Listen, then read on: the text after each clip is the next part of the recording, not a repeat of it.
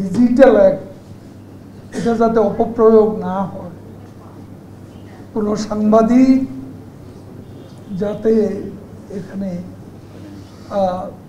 Financially harass না, সে ব্যাপারে আমরা সতর্ক আছি এবং কোনো নিরীহ সাংবাদিক যাতে হ্যারাসমেন্টের শিকার না, সে ব্যাপারে আমাদের সরকার এবং আমরা এ ব্যাপারে সতর্কতা।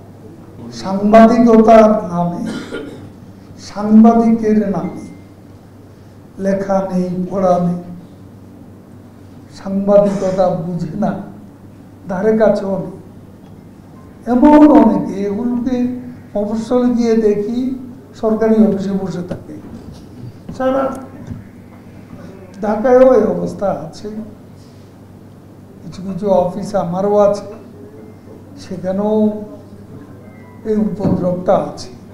এরা সত্যিকারের জার্নালিস্ট না, এই ভুয়া সাংবাদিকদের ব্যাপারে আপনাদেরও একটু সতর্ক থাকতে হবে।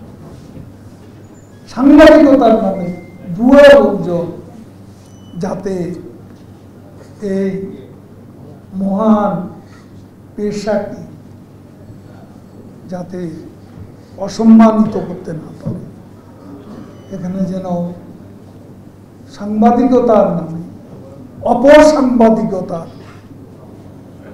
বিকাশ ঘটাতে না পারে, সে ব্যাপারে আপনারা সতর্ক থাকলে আমরা খুশি হব।